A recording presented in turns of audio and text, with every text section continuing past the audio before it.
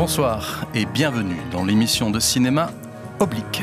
Aujourd'hui un programme varié avec deux invités. Nous allons recevoir Alexis Orsini pour un livre consacré à un acteur de seconde zone mais qu'on a envie d'encourager, Harrison Ford. Bonsoir Alexis Orsini. Bonsoir, merci de me recevoir. Avec plaisir. Alexis Orsini, hier soir j'étais face à des étudiantes de cinéma et je leur ai dit demain je vous reçois pour un livre sur Harrison Ford. Ils m'ont dit encore un livre sur Harrison Ford et j'ai eu du mal à leur faire croire que c'était le premier en français. Alors c'est le premier, techniquement non, il y en a un qui est sorti dans les années 80 mais il y a très longtemps. Mais effectivement c'est le premier en France depuis un long moment et même dans les biographies anglophones ça s'arrête au début des années 2000 en général. Qu'est-ce qui vous a donné envie d'écrire ce livre ? Alors c'est le fait d'être un fan d'Harrison Ford depuis des années et en même temps, à un moment donné, je me suis dit je prétends être fan d'Harrison Ford mais je ne connais que Indiana Jones et Star Wars, donc les deux sagas avec lesquelles je l'ai découvert quand j'étais plus jeune. Et en fait, à partir de ce moment-là, j'ai regardé toute sa filmographie. Je me suis rendu compte qu'il y avait beaucoup de films et de pépites méconnus qui ont limité sa carrière à ces deux franchises très connues. Et en fait, ensuite, en faisant des recherches, je me suis dit que ce serait intéressant de faire connaître son parcours, toute sa filmographie qui est quand même assez longue du début des années 70 jusqu'à aujourd'hui. Et vraiment, l'idée, c'était de montrer que Harrison Ford, c'est pas juste Indiana Jones, c'est pas juste Star Wars, mais c'est aussi un acteur assez incompris à Hollywood et qui a tourné dans beaucoup de films ambitieux pour essayer de casser un peu cette image de star qu'il n'a pas forcément voulu. Alors on va la casser avec vous, cette image Volontiers. Que justement on ne va pas entendre, des images de ces petits films underground qu'on appelle la guerre des étoiles, qu'on devrait appeler les guerres de l'étoile, Star Wars normalement, ou Indiana Jones. On apprend plein de choses dans votre livre, par exemple que en 1968, Harrison Ford, il est caméraman pour un documentaire sur les Doors. C'est ça, en fait, à l'époque, il essaye de percer à Hollywood, de se faire connaître en tant qu'acteur qui enchaîne les rôles de figuration. Et ses essais sont assez infructueux, donc à Columbia et Universal. Et donc à côté de ça, il décide à un moment donné de se mettre un peu en retrait du cinéma et il fait plein de petits boulots, souvent alimentaires en fait. Et en discutant avec un voisin qui cherche des caméramans en plus pour filmer la tournée des Doors, il se retrouve embarqué dans cette aventure. Donc sur la tournée des Doors sur la côte ouest, dont il garde un souvenir assez épique. Oui, puisqu'il dit j'étais à 2 doigts à la fin de ce tournage de rejoindre un monastère jésuite. C'est ça. Un peu comme Leonard Cohen qui a été dans un monastère bouddhiste, sûrement pour payer tous les excès rock and roll qu'il avait eu.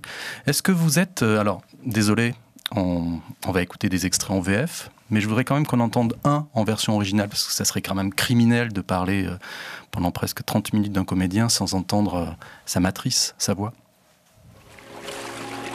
You have any kids? No, we didn't have any kids, thank God.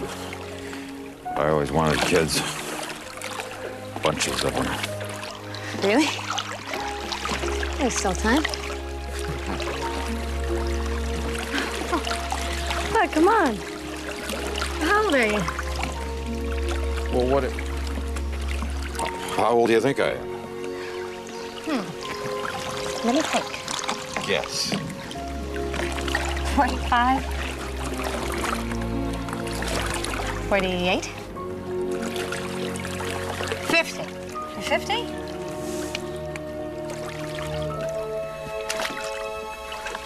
You still look good. I still am good. 6 jours, 7 nuits, Harrison Ford est avec la comédienne Ellen DeGeneres et il est question du côté beau gosse, de son âge. Qu'est-ce qu'elle vous évoque, cette voix, quand là vous avez passé des mois et des mois à chercher, à fureter, mais si on ramène à la voix, qu'est-ce qu'elle vous évoque, vous ? C'est une voix que j'ai beaucoup entendue effectivement dans mes recherches. Je pense que c'est un aspect de son rôle, de son charisme qui est sous-estimé. En fait, c'est cette voix assez grave, qui s'est aggravée d'ailleurs au fil des années, et qui joue pour beaucoup dans son charisme un peu brut de décoffrage, une forme de virilité, en même temps de fragilité, un peu bougon. Et c'est quelque chose qui s'est accentué dans ses derniers films, ces dernières années, notamment dans 42, donc une sorte de biopic sur une histoire vraie tirée du baseball aux États-Unis. Et c'est ce que je dis à un moment dans le livre, en fait, c'est que c'est quelque chose auquel on ne pense pas forcément, mais qui joue pour beaucoup, à mon sens, dans son charisme et le fait que tout le monde l'apprécie. Et à votre avis, qu'est-ce que les spectateurs français ou francophones perdent avec les voix de doublage de Ford? Est-ce que parfois... Alors Rémi Bernard est en train de nous faire un petit signe en nous disant on perd tout.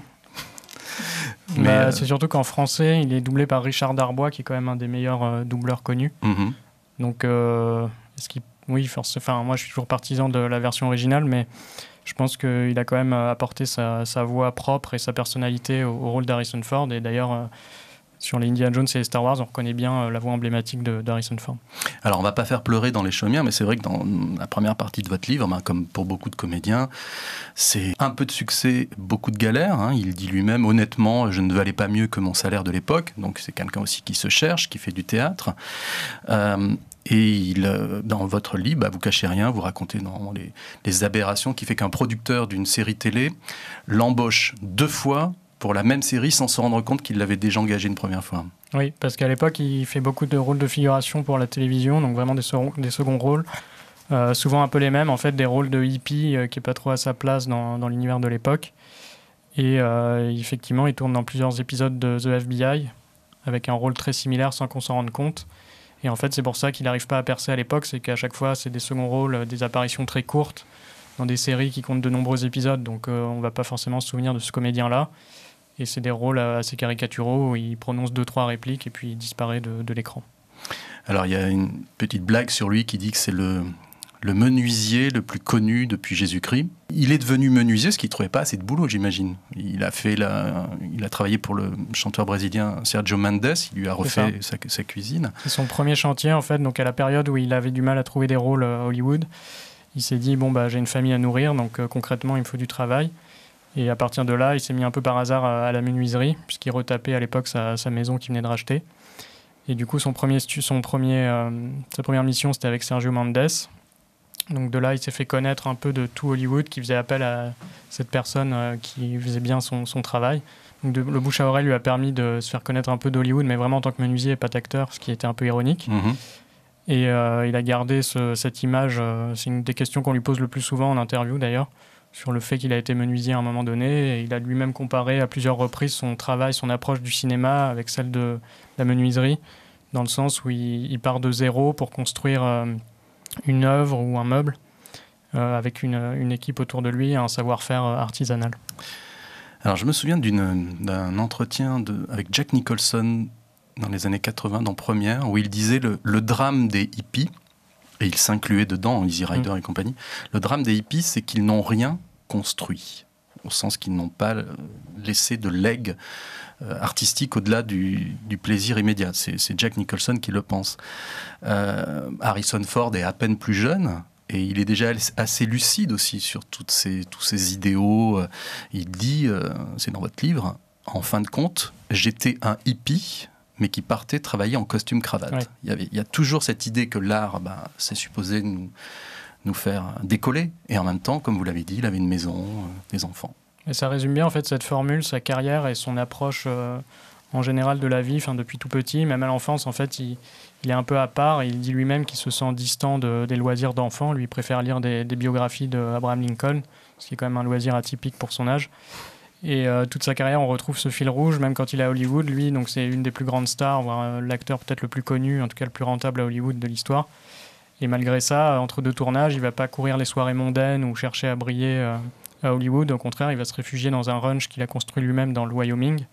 Et il prise vraiment cette solitude et cette distance en fait, qu'il veut toujours garder avec son travail et sa vie privée. On apprend, par exemple, aussi qu'il a été coupé dans le montage d'un film de Antonioni qui s'appelait Zabriskie Point. Donc Antonioni italien, mais qui tournait là-bas en Californie. Quand vous l'avez découvert à l'occasion des recherches de ce livre-là, ou c'est quelque chose qui est connu comme le loup blanc L'anecdote était quand même déjà assez connue, était dans plusieurs biographies. Après, c'est justement dans la période où il incarnait toujours des hippies et des rôles de figuration, et du coup, c'est ce qu'il incarnait dans ce film, une scène de manifestation de hippies. Et il a été coupé au montage, qui peut-être au final n'était pas plus mal, puisque ça l'aurait juste encore enfermé dans ce rôle caricatural. Et la rencontre avortée, on va dire, avec Agnès Varda. Oui, alors pour le coup, c'est Agnès Varda et Jacques Demy, son mari, qui étaient aux États-Unis à la fin des années 60, donc pour faire tourner une suite à Lola, le grand succès de Jacques Demy. donc dans un film qui s'appelait Model Shop, et qui racontait en fait le parcours du personnage aux États-Unis, dans les model shops qui étaient des sortes d'ancêtres des sex shops où on pouvait payer pour voir des jeunes femmes prendre des poses un peu lascives en photo. Et du coup, ils avaient repéré Harrison Ford parce qu'ils cherchaient un acteur inconnu qui conviendrait au rôle. Donc à l'époque, il était vraiment inconnu. Et il s'est très bien entendu tout de suite avec Jacques Demy et Agnès Varda. On voit d'ailleurs des rushs de l'époque, des essais caméra muets assez marrants où il a vraiment encore un visage assez poupon et où il n'est pas très assuré. Et en fait, Jacques Demy voulait absolument tourner avec lui dans le film. Mais comme Harrison Ford était en mauvais terme avec le studio qu'il employait à l'époque, ça s'est pas fait. Il a été dégagé à la dernière minute pour qu'on lui préfère Gary Lockwood de 2001 l'Odyssée de l'espace. Mais malgré tout, il a eu le temps de visiter un model shop avec Jacques Demy, ce qui donne lieu à une anecdote assez amusante, puisqu'ils étaient tous les deux un peu intimidés dans cet espace atypique. Allez, on va écouter un second extrait à propos d'Henry, de Mike Nichols. Chérie, une des rares choses dont je me rappelle, c'est mon premier jour d'école. Il y avait tous ces gosses à l'air bizarre. Je connaissais aucun d'entre eux. Ils me connaissaient pas, j'avais très peur. Mais au bout de 2 jours, nous avons tous beaucoup ri à la pensée de la peur qu'on avait eue. Tout le monde ici se sent comme toi, tu sais, chérie, tout le monde. Qu'est-ce qui se passe? Occupe-toi bien de Buddy. Promis. Essaye de lui apprendre à s'asseoir, ok? Ok. Bon, allez, ma chérie. Tu ne veux pas être en retard le premier jour?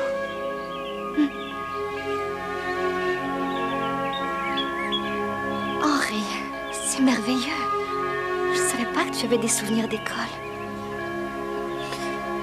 J'en ai pas.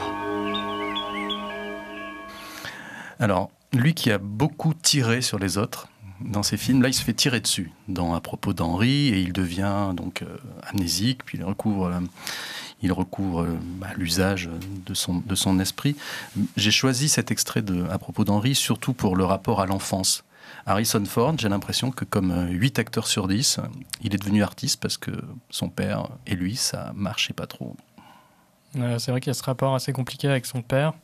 Encore qu'ils n'ont jamais eu vraiment une relation très conflictuelle, c'est plus que c'est une figure assez distante dans la famille, assez avare de mots. Donc il explique qu'au dîner, le soir, il était vraiment plus proche de sa mère que de son père, qui était une figure d'autorité un peu plus intimidante. Et effectivement, ça a pu l'influencer, d'autant que son père avait un passé artistique. Donc il a travaillé au début pour le radio-théâtre. Et Harrison Ford, lui, n'avait aucune attirance pour le monde du show business et du spectacle quand il était petit et encore ado. C'est vraiment venu à la fac, un peu par accident, quand il a découvert le théâtre sur les planches de l'université de Ripon. Quand vous citez Harrison Ford qui dit des bébés qui élèvent des bébés, ce n'est pas l'idéal, vous faites allusion au fait que lui, enfant, enfin assez jeune, lui, assez jeune, a eu à élever des enfants sans avoir vraiment de modèle paternel auquel s'identifier, c'est ça? C'est ça, et aussi le fait qu'il était effectivement très jeune quand il a eu ses premiers enfants, donc avec sa femme de l'époque qu'il a rencontrée à l'université. Et donc il avait une vingtaine d'années, et lui-même en fait il n'était pas encore établi dans la vie puisqu'il essayait de se faire une place au cinéma et de s'assurer des revenus assez stables pour nourrir sa famille. Alors quand son étoile sur Hollywood Boulevard a été dévoilée, beaucoup de gens se sont peut-être rendu compte qu'il y avait un autre acteur autrefois qui s'appelait Harrison Ford. C'est ça, une vedette du cinéma muet, donc qui lui-même ne connaissait pas, et qui est, au moment où lui est arrivé à Hollywood et devait s'inscrire au syndicat des acteurs, on lui a dit « bah non, vous ne pouvez pas vous appeler Harrison Ford, il y en a déjà un qui est inscrit ». Et du coup, cet homonyme, lui, était une star du cinéma muet qui est mort dans ces années-là. Et en fait, ses tout premiers rôles, il était crédité sous le nom de Harrison J. Ford, puisqu'il a dû rajouter une initiale fictive pour faire la distinction. Alors, je vous propose un petit jeu, là, je vais vous prendre un peu par surprise, avec ces initiales H et F. Harrison Ford, donc, c'est à la fois l'humain, il joue dans des personnages il incarne des personnages qui sont pleins d'humanité mais qui ont rarement rencontré le succès. Et à côté, c'est le F de féerie, c'est-à-dire ces franchises, Indiana Jones ou La Guerre des Étoiles. On a l'impression que c'est une lutte incessante. C'est le sous-titre de votre livre, l'acteur qui ne voulait pas être une star. Un de ses films favoris, Mosquito's Coast, personne, même des gens lui ont reproché de l'avoir tourné. C'est même un de ses pires échecs commerciaux. Et paradoxalement, effectivement, le film dont je pense qu'il garde le meilleur souvenir et qui le touche le plus personnellement. Et il y a cette ambivalence permanente dans sa carrière, en fait, puisque quand il est arrivé à Hollywood, il aspirait juste à avoir une carrière longue, faite de plusieurs rôles qui l'intéressent à chaque fois, qui lui donnent l'impression de contribuer au scénario d'un film, à sa progression. Mais l'idée, c'était vraiment pas d'être en haut de l'affiche ou de devenir une star, d'avoir son nom, d'avoir son étoile sur le boulevard Hollywood. Et du coup, il le dit lui-même, en fait, Star Wars et Indiana Jones, c'est une bénédiction, puisque c'est ce qui lui a permis d'être connu en fait encore aujourd'hui, puisque c'est des films qui sont sortis dans les années 70-80 à l'origine et qui se transmettent de génération en génération, ce qui lui permet de rester connu et de se voir proposer des rôles. Et en même temps, il cherche en permanence à prendre ses distances, surtout avec Star Wars, puisqu'il n'est pas spécialement fan à titre personnel de science-fiction, et il entretient un rapport assez compliqué avec Han Solo. Alors que Indiana Jones, pour le coup, il dit souvent que c'est un peu un film, du cinéma qui rend hommage au cinéma, avec ce côté péripétie, rebondissement permanent, l'aventurier auquel on s'attache. Et il s'est battu pour que son personnage de Han Solo meure. Oui. Le problème, c'est qu'à Hollywood, on ne meurt jamais.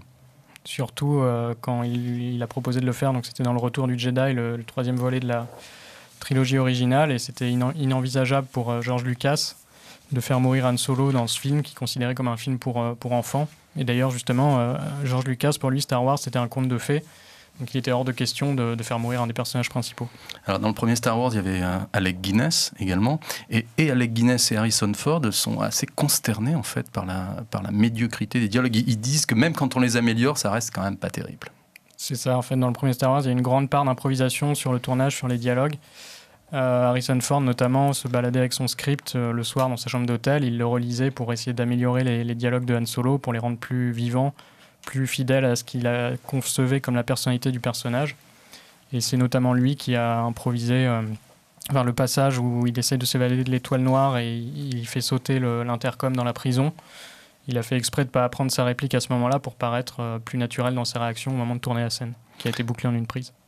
Et concernant Indiana Jones, donc, un jour, il est en vacances au Maroc, près de Fès, en famille, et il voit l'affiche française du film, l'affiche francophone, et là, il a compris, c'est la fin de l'anonymat. C'est ça, en fait, Star Wars l'avait déjà rendu très célèbre au même titre que Mark Hamill et Carrie Fisher, mais il faisait plus partie d'un trio. Alors que Indiana Jones, qui est sorti quelques années après, c'est vraiment sa consécration en tant qu'acteur, en tant que star, qui porte un film sur ses épaules. Et c'est vraiment là qu'il se rend compte que plus jamais sa vie ne sera pareille qu'avant, puisque où qu'il aille, soit le film le poursuivra, soit on le reconnaîtra, et ça c'est quelque chose qui le hante. Alors H et F, c'est aussi homme et femme. Il y a deux femmes qui ont joué une grande importance dans la carrière d'Harrison Ford. C'est sa première épouse, Melissa Mathison, qui est également scénariste. Sa deuxième, du coup, après son épouse de l'université. À Hollywood, ils font tout tellement vite. Et son agent, il a eu une agent femme pendant 35 ans. C'est long et c'est rare à l'époque d'avoir une agent femme. Oui, c'est donc Patricia McQueeney qu'il a rencontrée au moment où il galérait encore à Hollywood, qui est devenue sa manager et qui l'a un peu aidé. En fait, le charme qui lui manquait pour séduire les gens à Hollywood, puisqu'il était brut de décoffrage, au point d'aller à certaines auditions en tenue de menuisier pour bien faire comprendre qu'il avait un métier à côté. C'est elle, en fait, qui a fait comprendre, mais non, il avait l'air très agressif, mais c'est quelqu'un de talentueux, je te jure, tu devrais le prendre dans ton film. Et c'est vraiment elle qui l'a aidé à débuter sa carrière, et aussi ensuite, après Star Wars, donc avec son obsession de se faire connaître dans d'autres rôles, c'est elle qui lui a notamment conseillé le rôle de Witness, donc, qui lui a valu sa seule chance de meilleur acteur aux Oscars. Et c'est elle qui l'a guidé, en fait, jusqu'au début des années 2000, jusqu'à son décès, en fait. Il a fait confiance à Kathleen Bigelow, pour un film qui n'a pas du tout marché, dans lequel il joue un russe, K-19, mais c'était peut-être pas si évident pour certains acteurs d'être dirigés par une femme à l'époque. Alors ça n'est pas ressorti dans ce que j'ai pu lire sur le tournage, mais effectivement, en plus à l'époque, Catherine Bigelow n'était pas aussi renommée qu'aujourd'hui, elle peut l'être avec ses derniers films. Et c'est surtout en fait la prise d'un accent russe d'un acteur américain qui avait été un peu moqué à l'époque. Est-ce que vous pensez qu'il a pu être, Harrison Ford, frappé un peu du syndrome Lino Ventura, qui, je crois, son agent avait quasiment signé un contrat qui faisait que Lino Ventura ne devait pas embrasser des femmes sur la bouche, pour garder une sorte d'aura, et parce qu'il avait des valeurs. Est-ce qu'il embrasse dans ses films, mais pas énormément? Au tout début de sa carrière, en fait, il s'est rendu compte qu'il a tourné au moins 5 films sans jamais avoir une scène romantique ou n'échanger le moindre baiser à l'écran. Et du coup, juste après Star Wars, il a fait Hanover Street, donc Guerre et Passion en français, qui n'est pas un film très mémorable, qui vaut pas le coup d'être regardé, mais il le dit lui-même, en fait, j'ai accepté ce rôle parce que pour une fois, ça me permettait d'avoir de la romance à l'écran, d'embrasser une partenaire, d'avoir des scènes de sexe aussi assez chastes. Et il regrette d'avoir tourné dedans, mais c'était vraiment un choix de sa carrière à ce moment-là de se mettre en scène dans ce genre de rôle. Alors, H et F, c'est H comme honnête, F comme franc. Il ouvre sa bouche. Très souvent, Harrison Ford, pour le 3e Indiana Jones, il dit « Il n'y a rien, absolument rien de moi dans le personnage du film ». On a l'impression qu'il est prêt à faire des suggestions, à remettre les gens à leur place. C'est ce qui lui vaut une réputation parfois un peu compliquée auprès des réalisateurs, puisqu'ils savent, s'ils tournent avec lui, qu'il ne va pas mâcher ses mots, il va leur faire part de ses idées, de ses suggestions ou de ses critiques, notamment avec George Lucas, où il lui avait dit, pour le premier Star Wars, tu peux taper ces dialogues, ces conneries, George, mais certainement pas les dire, pour lui montrer ce qu'il pensait de la qualité des dialogues. Et donc, au fil de sa carrière, vu que lui-même a gagné en notoriété et en confiance, ses remarques sont passées plus facilement auprès des réalisateurs. Et c'est quelque chose qui lui permet de travailler ses rôles et de leur donner une forme d'humanité. Alors, je ne sais pas si c'est sur YouTube, mais il y avait une animatrice de télévision qui s'appelait Daniela Lombroso, qui avait truqué un entretien avec Harrison Ford. Enfin, s'est fait passer pour un vrai journaliste de cinéma, et ils avaient dévoilé avec l'accord d'Harrison Ford, ils avaient dévoilé toutes ce qu'on appelle les press kits aujourd'hui. C'est-à-dire vous avez 3 minutes pour poser des questions. Il y a toujours un attaché de presse derrière pour surveiller sa vedette au cas où elle dérape. J'avais trouvé ça très bien qu'il accepte que ce sorte de subterfuge dont il avait été victime soit montré à la télévision française. Oui, je pense que lui-même n'est pas adepte de cette pratique, puisque déjà dans les années 80, il disait moi j'aime bien donner des interviews, je comprends le principe de faire connaître un film, d'en parler. Le problème, c'est que quand vous répétez 90 fois la même chose, si ce que vous disiez à la base, vous le pensiez sincèrement, vous avez l'impression que ça devient un mensonge, dans le sens où c'est tellement répété, tellement repris à chaque fois, qu'il y a une forme fallacieuse qui se met en place, en fait. Alors, H et F, haute fidélité. J'ai l'impression que beaucoup de réalisateurs et de producteurs se sont dit c'est peut-être pas un acteur génial, mais il fera l'affaire. C'est effectivement la réputation qu'il a. Fausse, à mon avis. Après, moi, j'invite effectivement à voir les films comme Mosquito Coast, Witness et tout ce qu'il a fait en fait à la fin des années 80 et dans les années 80 en général, puisque c'est vraiment là qu'on le voit dans des rôles à contre-courant de ce qu'il a l'habitude de faire. Après, c'est toujours un peu le même problème à Hollywood, c'est-à-dire que quand vous avez un acteur qui marche dans un film, vous allez instinctivement lui proposer des rôles derrière qui sont identiques dans son jeu, dans sa façon de jouer. C'est d'ailleurs aujourd'hui ce qu'on reproche un peu, par exemple, à Ryan Gosling, qui n'est pas, selon certains, très expressif et a toujours le même rôle. Qu'on retrouve avec Harrison Ford dans la suite de Blade Runner. Par rapport à cette haute fidélité, donc Steven Spielberg a raison de dire que Harrison Ford c'est une machine à idées. Il est très souvent, plus souvent qu'on le pense, dans la proposition, dans la suggestion. Une machine à idées, c'est une belle formule.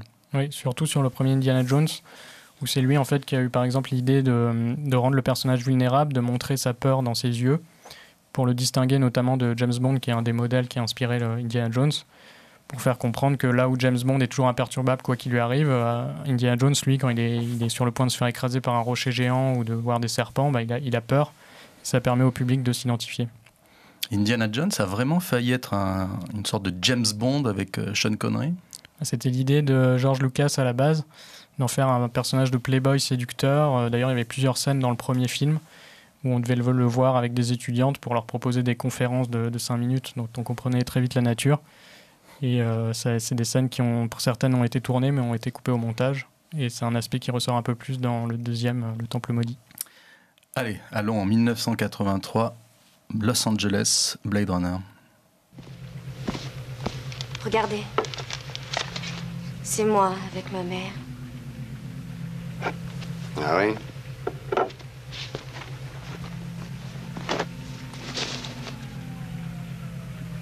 Vous vous rappelez quand vous aviez 6 ans? Vous et votre frère, vous vous êtes glissés dans un immeuble vide, à travers la fenêtre de la cave. Vous vouliez jouer au docteur. Il vous a montré le sien. Et quand ça a été votre tour, vous vous êtes dégonflé et vous vous êtes enfui. Vous vous rappelez? L'avez-vous jamais dit? À votre mère, à Tyrell, à n'importe qui? Vous vous souvenez de l'araignée qui vivait dans les buissons devant votre fenêtre? Un corps orange, des pattes vertes. Vous l'avez regardé faire sa toile tout l'été. Et un jour, vous y avez trouvé un gros œuf. L'œuf a éclos. L'œuf a éclos. Et? Des centaines de bébés araignées sont apparus. Ils l'ont mangé. Ce sont des implants. Ce ne sont pas vos souvenirs, ce sont ceux de quelqu'un d'autre. Alors Blade Runner, c'est ce film ultra prophétique qui n'avait pas imaginé qu'en 2019, les êtres humains auraient des téléphones portables. On n'en voit pas dans le film. Vous nous rappelez que Blade Runner a failli être réalisé par Martin Scorsese, que c'est Dustin Hoffman qui avait été pressenti pour jouer le rôle, que cette expression Blade Runner, elle a été empruntée à William Burroughs. Bon, une fois qu'on a... Moi, j'ai appris beaucoup de choses dans votre livre. Est-ce que c'est pas aussi le début un peu du malentendu dans la carrière d'Harrison Ford, ce film? Où il est obligé de tirer dans le dos d'une femme, par exemple. Est-ce que des gens lui ont reproché? C'est en tout cas le premier film où il y a eu un vrai malentendu avec le public. Puisqu'à ce moment-là, quand le film sort, donc en 82, il sort lui-même d'Indiana Jones et de Star Wars, Un Nouvel Espoir et l'Empire contre-attaque. Du coup, on s'attend à retrouver Harrison Ford dans un rôle de héros sympathique, charismatique et courageux. Et effectivement, il incarne un détective un peu alcoolique qui tire sur des femmes dans le dos, même si ça reste des robots. Et lui-même a choisi ce rôle puisqu'il voulait se distinguer de ses précédents rôles, faire comprendre qu'il pouvait jouer d'autres choses. Mais il était en même temps très conscient dès le tournage qu'il lui fallait trouver des moyens de rendre le personnage quand même un peu sympathique pour que le public ait une empathie pour lui. Mais en fait, à la sortie, et c'est ce qui explique notamment l'échec du film en salle, les gens n'ont pas apprécié en fait, de retrouver Harrison Ford dans ce rôle-là qui était inconcevable pour eux. Alors, vous nous dites que les avant-premières étaient quand même bien meilleures à Los Angeles qu'à Dallas, par exemple. Il y avait aussi un clivage presque de population d'étudiants. De population de spectateurs. En fait, c'est qu'à Dallas, il y a une avant-première de test avec une version non définitive. C'était vraiment les premières réactions du public. Et la production, en fait, à l'époque, remettait des formulaires à la sortie de la salle pour savoir ce que les gens avaient apprécié. Et ils ont bien compris qu'ils étaient un peu sortis sonnés de la séance, mais dans le sens négatif du terme. Et du coup, la production a nécessité des retouches sur le film, dont l'ajout d'une voix off et un happy end forcé. Et cette deuxième version a été mieux accueillie aux avant-premières qui ont été faites, ce qui a incité Warner Bros. À dire c'est bon, on peut sortir le film en l'état. Il y a une anecdote superbe dans votre livre, c'est le fait qu'il a bâclé sa voix de commentaire en se disant j'y crois pas, je le fais mal, ils la garderont pas au final. C'est ça, lui dit qu'il l'a pas du tout fait dans cet esprit, que c'est juste qu'il était lassé parce qu'on lui avait demandé de tourner ça, de doubler cette voix off à de multiples reprises, qu'il en avait marre. Mais je pense effectivement qu'il s'est arrangé pour la rendre le pire possible en se disant c'est pas possible, ils vont pas utiliser ça, sauf que finalement ils l'ont vraiment fait. Alors c'est un retour aussi pour lui à l'Europe. Donc on a parlé d'Antonini tout à l'heure, mais là il affronte, entre guillemets, parce que ça s'est pas très bien passé, c'est une notoriété publique, Ridley Scott, qui est un cinéaste anglais. Ensuite ce sera Roman Polanski pour Frantic. Ça a été loin sur Blade Runner, puisque visiblement il y avait même des gens de l'équipe qui disaient stop à la xénophobie. Entre anglais et américain, c'était parfois une différence d'approche, quoi. C'est Ridley Scott qui était très exigeant sur le tournage. Et donc, il avait fait une citation dans un journal anglais en disant qu'il préférait les équipes britanniques, les équipes de techniciens britanniques, puisqu'elles étaient plus efficaces, plus réactives à ses ordres, et qu'elle lui disait oui, monsieur, enfin, oui, gouverneur à chaque fois. Malheureusement pour lui, l'équipe américaine qui travaillait sur le film et qui était déjà pas en très bon terme avec lui, puisqu'il faisait faire des prises 50 fois d'affilée s'il le fallait, ont découvert l'article et à partir de là, ils ont tenu à marquer le coup en réagissant. Du coup, ils ont fait des photocopies de l'article qu'ils ont mis dans les espaces stratégiques du tournage, près de la machine à café pour que tout le monde les voit. Et ils sont arrivés un jour sur le tournage avec un t-shirt disant « Oui, gouverneur, mon cul ». Ce à quoi Ridley Scott et ses soutiens ont répondu avec un t-shirt disant « La xénophobie, c'est mal ». Donc ça donne effectivement une bonne idée de l'ambiance qui pouvait régner sur le film. Alors sur le tournage de Frantic, donc de Polanski, Harrison Ford dit, en France, on se lève à 11h, on arrive sur le tournage à 13h complètement saoul, enfin après un déjeuner bien arrosé, on tourne jusqu'à 21h, on va regarder les rushs, on dîne à 23h et on finit au bain-douche ou ailleurs. Rassurez-moi, c'est plus comme ça maintenant. Ça a changé ? Alors aujourd'hui, je sais pas, mais à l'époque, c'était effectivement comme ça. Je pense que c'est une expérience qu'il a appréciée pour son côté atypique à l'époque, mais que, vu sa personnalité, il préfère les tournages bien ordonnés qui finissent à des heures plus raisonnables. Alors, mais ce qu'il a aimé chez Roman Polanski, c'est sa radicalité. Il a apprécié, par exemple, la fin de Frantic, qui est une fin radicale, et ils se sont, je crois, presque congratulés à la fin. Il lui a dit bravo, tu as tenu bon. C'est ça, autant avec Ridley Scott, c'était compliqué, autant avec Roman Polanski, Harrison Ford, c'est très bien entendu dès le début. Ils ont une relation de tournage très efficace. Et Harrison Ford, d'ailleurs, c'est un des réalisateurs dont il garde le meilleur souvenir aujourd'hui. Allez, on va changer de continent. Mosquito's Coast, de Peter Weir. Mon père était inventeur. C'était un vrai génie de la mécanique qui avait déjà déposé des tas de brevets. Il avait abandonné ses études à Harvard pour apprendre vraiment quelque chose, disait-il. J'ai grandi dans la certitude que le monde était à lui et qu'il disait toujours la vérité. Ouvre les yeux, Charlie. Notre Amérique est réduite à quoi? La terre promise, la terre des pionniers.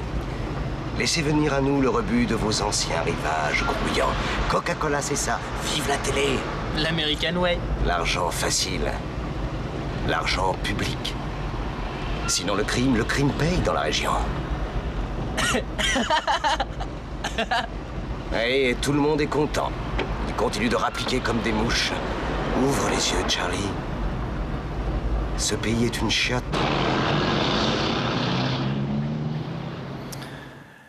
Alexis Orsini, je trouve que c'est vraiment son plus beau film, et surtout le film dans lequel il donne, je trouve, toute la mesure de son talent. Je trouve qu'il y a la carrière d'Harrison Ford d'un côté et son interprétation dans ce film Mosquito's Coast de l'autre.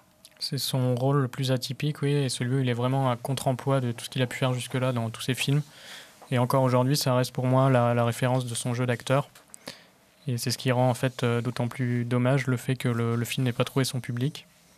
Puisque même les proches d'Harrison Ford disaient à l'époque en fait que le personnage d'Ali Fox, donc qu'il incarne, qui est un peu une sorte d'inventeur un peu dément, qui fait une critique permanente de la société de consommation et des États-Unis, et bien en fait pour eux c'était un peu Harrison Ford dans la vie privée, puisque sans aller jusqu'aux excès du personnage dans le film, c'est quelqu'un qui était un peu écologiste avant l'heure, assez critique de cette société-là, et c'est aussi pour ça qu'il a eu un vrai coup de cœur pour ce rôle. Et justement sa manager Patricia McQueeney lui avait dit pour le coup je pense pas que ce soit une très bonne idée pour ta carrière.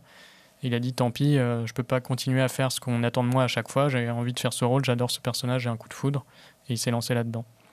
J'ai toujours vu le succès comme un moyen d'avoir l'occasion d'échouer. C'est une phrase qu'il a prononcée, que vous nous dites dans votre livre.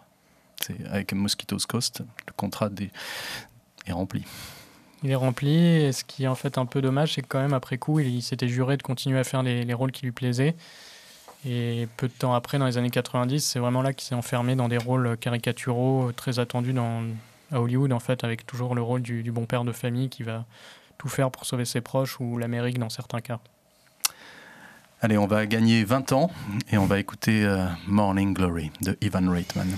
Mike Pomeroy, la chaîne IBS vous offre de devenir co-présentateur vedette de Daybreak. Vous rigolez? Non, pas vraiment, non. Quand vous voyez dans quel état est le monde, vous voudriez que moi, je donne la recette des poires pochées en direct? Après la carrière que j'ai faite. Il faudrait que vous soyez plus open. Plus open? C'est vrai que les matinales ont un éventail plus large de sujets, mais... Un éventail plus large? Votre programme est issu du département info, jeune crétine. L'info est un temple sacré et les gens comme vous font partie de la cabale qui le souille au quotidien avec votre purin. C'est pas juste ce que vous dites, parce que la première demi-heure de notre matinale est une sacrément bonne revue de presse. Bon, c'est vrai, on couvre l'info et les loisirs, mais c'est ce que la presse papier a toujours fait. C'est pas un crime, non? On est comme un voisin bien informé qui frappe aux portes pour venir discuter avec vous de bon matin. Tom Brokaw a fait une matinale, lui. Et Charlie Gibson. Walter Cronkite a commencé comme ça. Il a même co-présenté une rubrique matinale avec une marionnette appelée Charlemagne. Faites donc ça. Achetez-vous une marionnette. Alors, dans Morning Glory, Harrison Ford incarne un journaliste vieille école, comme on dit, qu'on va rechercher pour faire quelque chose qui n'est pas digne selon lui de lui, une matinale avec Diane Keaton dans le rôle féminin. Et là, on a l'impression aussi que, comme dans Mosquito's Coast, c'est presque son propre rapport Harrison Ford aux médias qu'on devine derrière ce rôle de composition. Son propre rapport aux médias, oui, au cinéma aussi, puisque on l'a vu dans l'extrait quand il dit après la carrière que j'ai eue, vous me proposez de faire ça avec un mépris affiché. En fait, ça résume un peu sa carrière à ce stade, puisque c'est sorti en 2010 et à ce moment-là, il est quand même dans une traversée du désert qui dure depuis un moment, puisqu'il a fait Indiana Jones 4 en 2008. Mais on lui reproche de ne plus faire de rôles marquants, des films qui à chaque fois sont un échec au box-office. On lui reproche aussi un peu de continuer sa carrière pour l'argent plus que par intérêt pour ses rôles. Et en fait, tout le personnage de Mike Pomeroy est sur ce ton-là, un vieux grincheux qui fait bien comprendre qu'il dit ce qu'il pense, il fait ce qu'il veut, malgré les codes qu'on attend de lui. Et ça résume vraiment le personnage d'Harrison Ford, surtout à ce stade de sa carrière. Imaginons que dans 5 ans, votre compagne vous offre un voyage de noces aux Seychelles, elle vous invite en première classe et juste à côté de vous, incroyable, il y a Harrison Ford. Quelle est la question que vous lui poseriez ? C'est une bonne question.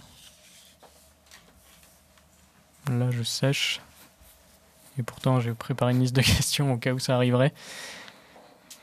Je sais pas, je pense que je lui poserai une question vraiment sur un de ses rôles, une question pointue, technique, sur pourquoi il a pris telle ou telle décision sur un personnage en particulier.